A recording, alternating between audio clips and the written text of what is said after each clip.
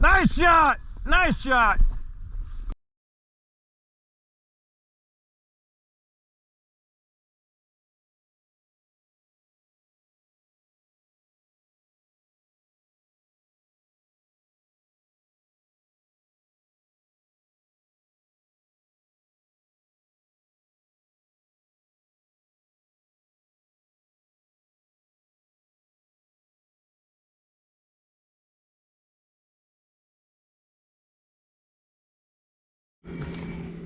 What's up, guys? Pheasant Fever here.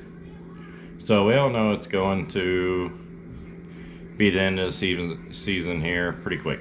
This is usually about the time when people are deciding on whether to buy a dog or have their dog trained. I've already made a video on how to choose the best dog for you, the best breed. So this one I want to touch up on finding a professional trainer for your dog. A little bit about my experience with trainers. I had Weasley professionally trained. He is the first one I've had trained. I took him to the trainer I thought I wanted. We talked, I dropped the dog off, paid him, and somehow we brought up competitions. I wanted to do some competitions.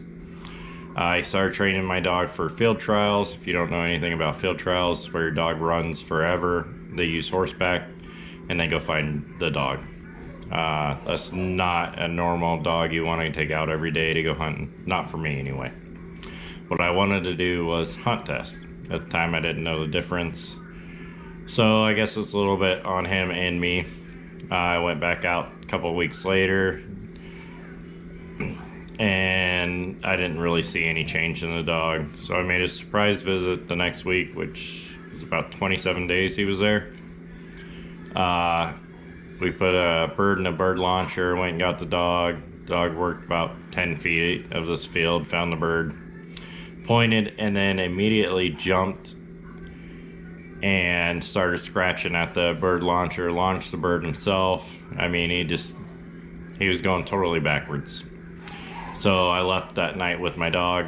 The next day I ended up taking him to a new trainer, Jim West, who is out of Randolph, Iowa. He's a pretty good trainer. You know, he had to get all that out of Weasley and then train him the way I wanted him trained. He was there with Jim for about 3 months. So, I mean, it was a pretty expensive mess up on my part and the trainer, you know, not doing all my research and not being clear on what I wanted.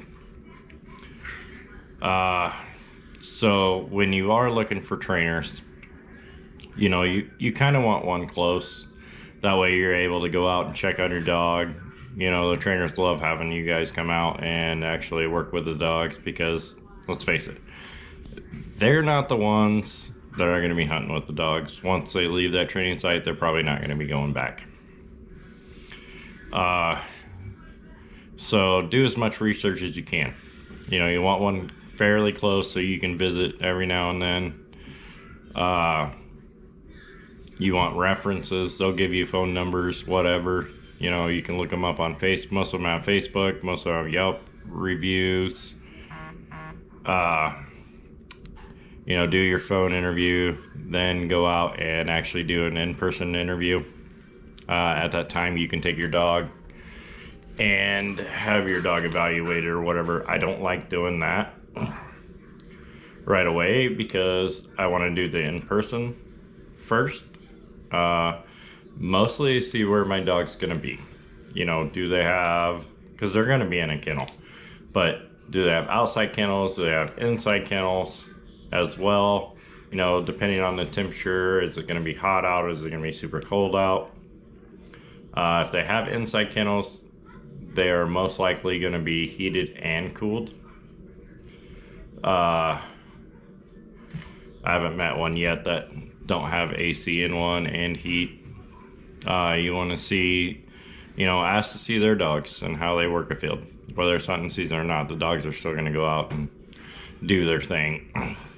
and almost all trainers own their own dogs. So I mean, they have either they're hunters themselves, or they're doing competitions, or whatever the case may be, but they'll have dogs in hand that they actually own and, you know, keep every day.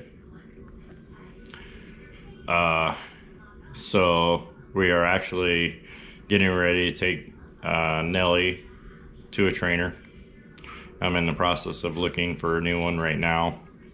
I have a guy that I'm interested in, and I'm actually just got done with my phone interview with him yesterday.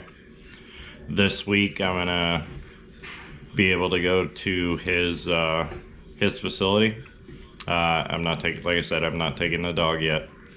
I'm gonna go over and see his operation, go over his program, see where my dog's gonna be, and talk to him about how much time he's gonna dedicate to my dog, and make sure that he's not trying to train, you know, 50 dogs at one time.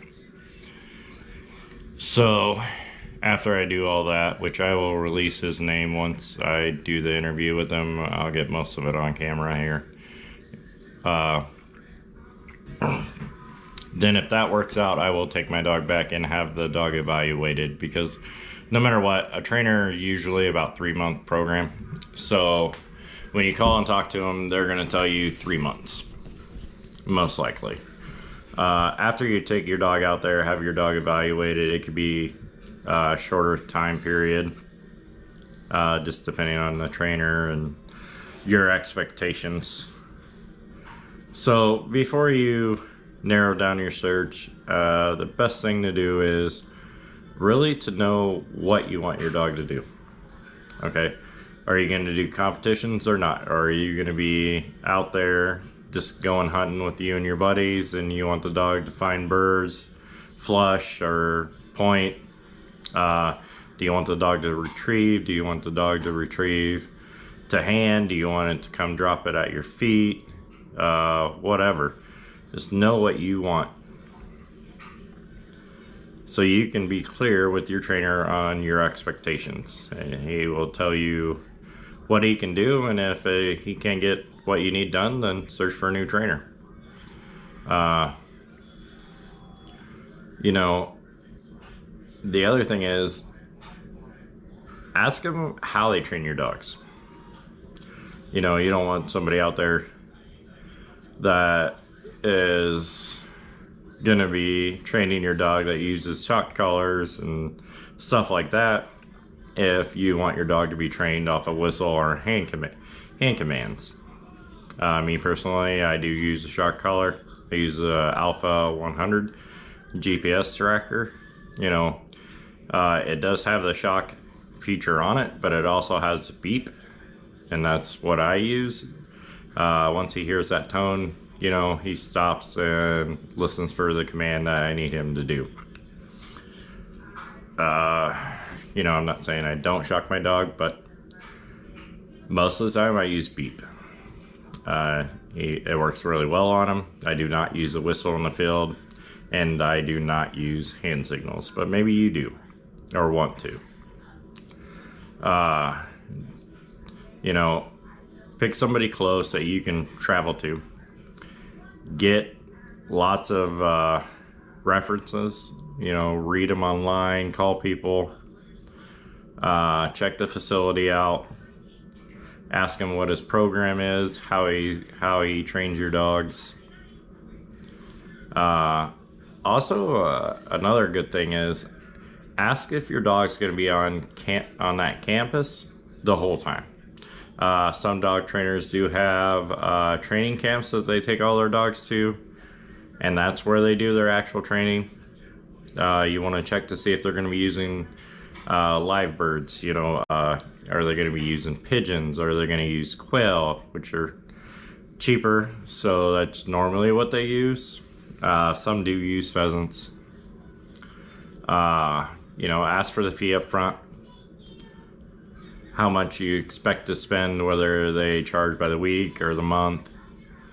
Most of them are, you know, 50-50. Some charge a week, some charge a month.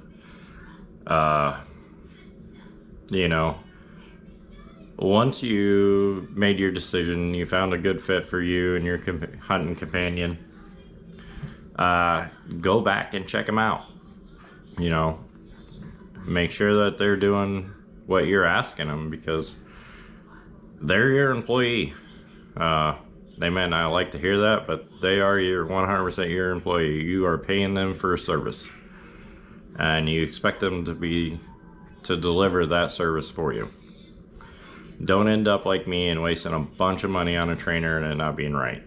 You know, that's on me because I didn't do my research. So, you know, like I said, you know, do as much research as you can, get references, check the facility out. After you made your decision, go out and work the dog yourself, you know, in the beginning, the middle, and towards the end, so you know exactly what your dog's getting out of the service that they're providing to you. Stay tuned. This coming week, I will have a new video of actually where I'm thinking about taking Hermione, or Nellie, and try changing her name, but it didn't go very well. Nellie too. I've already talked to him. I've done a phone interview with him. I asked him if I could record while we do our personal interview and go over his facility and stuff. So that will be posted up this week. Give me a like and a subscribe, and thanks for watching.